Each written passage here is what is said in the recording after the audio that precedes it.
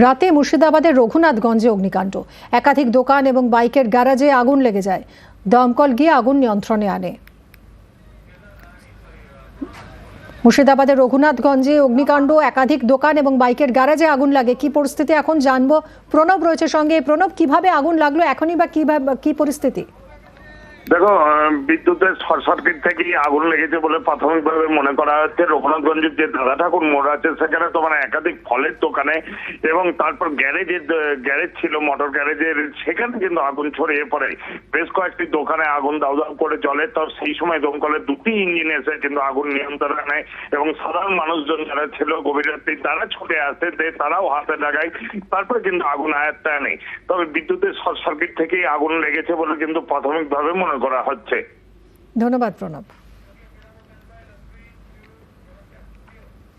পুরুলিয়া এবং বাঁকুড়ায় প্রায় দিনই ট্রেন লেট, আর এর জেরে যাত্রী ভোগান্তি।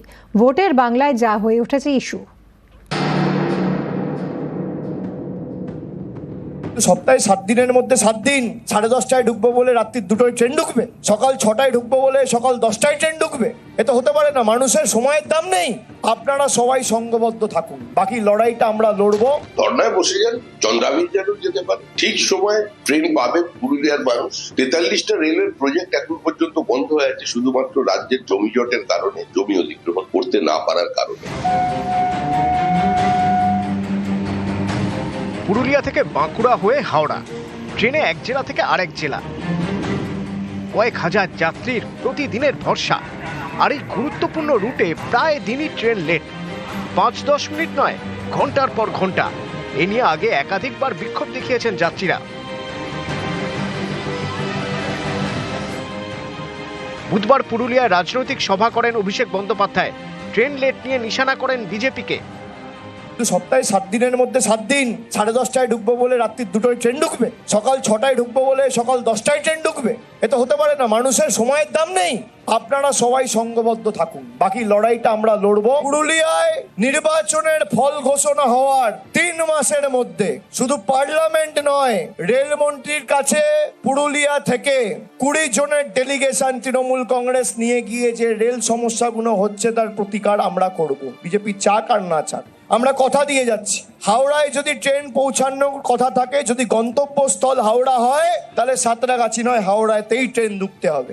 যদি রাত্রির 10টার মধ্যে ট্রেন ঢোকার কথা থাকে, তাহলে 10টার মধ্যেই ঢুকতে পারবে। কোনো সরকারের যদি কোনো কম্প্রিহেন্সিভ ল্যান্ড পলিসি না থাকে, একটা সরকার ক্ষমতায় আসার সঙ্গে সঙ্গে যদি বলে 1 স্কোয়ার ফিটও জমি অধিগ্রহণ করবে না, প্রাইভেট কিংবা পাবলিক যে কোনো প্রজেক্ট নিয়ে যদি পশ্চিমবঙ্গে আসে, তাহলে জমির মালিক থেকে জমির কেনার দায়িত্ব সম্পূর্ণভাবে তার। আর সে কারণেই পশ্চিমবঙ্গের ফ্রেট করিডোর থেকে শুরু করে হাইওয়ে, রেলওয়ে ওভারব্রিজ শুধুমাত্র জমি জটের কারণে আটকে আছে। প্রত্যেকটা মিটিংয়ে রেলের সঙ্গে যারা তৃণমূলে নির্বাচিত জনপ্রতিনিধি আছেন, যারা সাংসদ আছেন, তারা সেই প্রশ্ন তোলেন, কিন্তু উত্তর একটাই, যে আমাদের কাছে জমি জটের কারণে করতে পারছি না। এক্ষেত্রে রাজ্য সরকারের যে নির্দিষ্ট ভূমিকা থাকার কথা, তারা সেটা পালন করছে না। প্রায় প্রতিদিনই ট্রেন লেট, মাসের পর মাস ধরে এটাই চলছে। পুরুলিয়া বাঁকুড়া রুটে যাত্রীদের ভোগান্তি চরমে। এই ট্রেন লেটের কারণ কি জমি জট? জমি অধিগ্রহণ করা হয়নি বলেই কি ট্রেন লেট? পার্টিকুলার কোনো প্রকল্প, যে প্রকল্পটার জন্য জমি অধিগ্রহণের ব্যাপারটা থাকে, সেক্ষেত্রে যদি জমি অধিগ্রহণ করতে দেরি হয় তাহলে সে প্রকল্পটা ডিলে হবে। কিন্তু ডাইরেক্টলি যদি বলা হয় যে ট্রেন লেট তার সাথে যুক্ত কিনা, তাহলে অনেকাংশে কিন্তু বলা যাবে যে ডাইরেক্টলি সেরকমভাবে যুক্ত নয়। রোজ ট্রেন লেট হচ্ছে, সেই ট্রেন লেট যে সম্পর্ক জড়িয়ে আছে, এটা ডাইরেক্টলি এরকমভাবে বলা হয়তো ঠিক হবে না। নিউজ 18 বাংলা। উত্তরবঙ্গের জন্য তৃণমূল সরকার কিছুই করেনি, বঞ্চনার অভিযোগে ফের সরব সুকান্ত মজুমদার। বিজেপির মিথ্যা অভিযোগ, উত্তরবঙ্গের বাসিন্দাদের আবাসের টাকা কেন দেয়নি কেন্দ্র, পাল্টা তোপ কুণাল ঘোষের। পশ্চিমবঙ্গে যদি 100 জন লোক থাকে, তার মধ্যে 18 জন উত্তরবঙ্গের মানুষ। আর যখন বাজেট হয় তখন আমরা কি পাই? পশ্চিমবঙ্গের বর্তমান বাজেট হচ্ছে 3.7 লক্ষ কোটি টাকা। উত্তরবঙ্গ পেয়েছে গত বাজেটে 861 কোটি টাকা। গোটা পশ্চিমবঙ্গের জন্য যদি 100 টাকা খরচ করা হয়, উত্তরবঙ্গের জন্য মাত্র 23 পয়সা। 23 টাকা নয় কিন্তু 23 পয়সা। আর তারপরেও তৃণমূলের নেতারা বড় বড় কথা বলবে। উত্তরবঙ্গের জন্য আপনারা কিছু করেননি।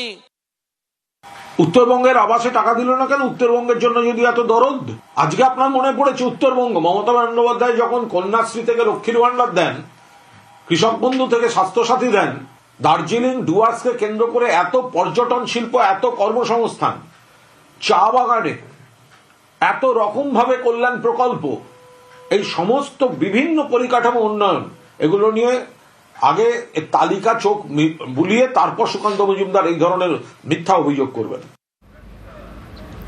কোথাও তৈরি হবে ব্রিজ, কোথাও একাধিক নতুন রাস্তা। আলিপুরদুয়ার, জলপাইগুড়ি এবং নদিয়ায় বৃহস্পতিবার হয়ে গেল একাধিক কাজের শিলান্যাস।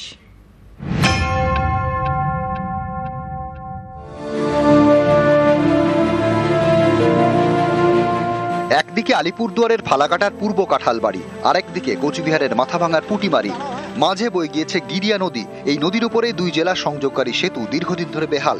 স্থানীয়দের দাবি মেনে পুরনো সেতু ভেঙে তৈরি হবে নতুন সেতু। বৃহস্পতিবার হয়ে গেল সেতুর কাজের শিলান্যাস।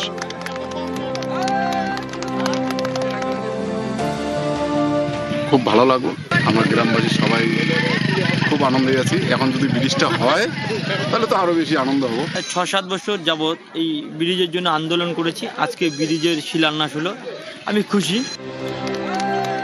এই সেতুটি তৈরি করবে জেলা পরিষদ। তাদের দাবি, এর জন্য বরাদ্দ করা হয়েছে প্রায় 45 লক্ষ টাকা। আমাদের মাননীয় মুখ্যমন্ত্রীর অনুপ্রেরণায় আমরা জেলা পরিষদের পক্ষ থেকে আজকে শিলান্যাস হয়ে গেল। 2 ডিস্ট্রিক্টের মানুষ এই ব্রিজের উপর দিয়ে চলাফেরা করে, আর এই এলাকার মানুষ খুবই খুশি।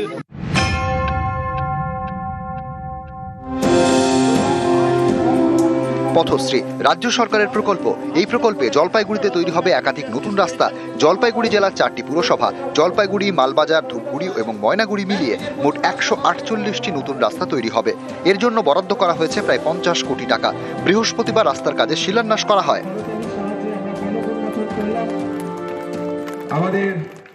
মাননীয় মুখ্যমন্ত্রী ম্যাডাম এটা উদ্বোধন করেছে। আজকে এখানে একটা কাজের একটু সূচনা হলো।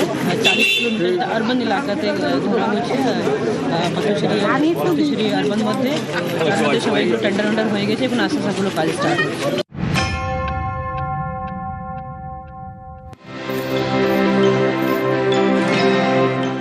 নদিয়ার কৃষ্ণনগর পুর এলাকায় তৈরি হবে 27টি পেভার ব্লকের রাস্তা। পথশ্রী প্রকল্পে এর জন্য বরাদ্দ করা হয়েছে প্রায় 6 কোটি টাকা। বৃহস্পতিবার রাস্তার কাজে শিলান্যাস করা হয়। সংস্কারের অভাবে পাথর উঠে গিয়েছিল এবং বিভিন্ন রকম দুর্ঘটনা ঘটছিল। আমাদের পৌর প্রশাসক তার হাত দিয়ে পথশ্রী প্রকল্পের মাধ্যমে এই যে কাজের যে শুভ উদ্বোধন হলো, আমরা খুব খুশি। দীর্ঘদিন যাবৎ খুবই খারাপ অবস্থায় ছিল, এটা আমরা সকলে খুব খুশি, এটা অনেক মানুষ উপকৃত হবে। নিউজ 18 বাংলা।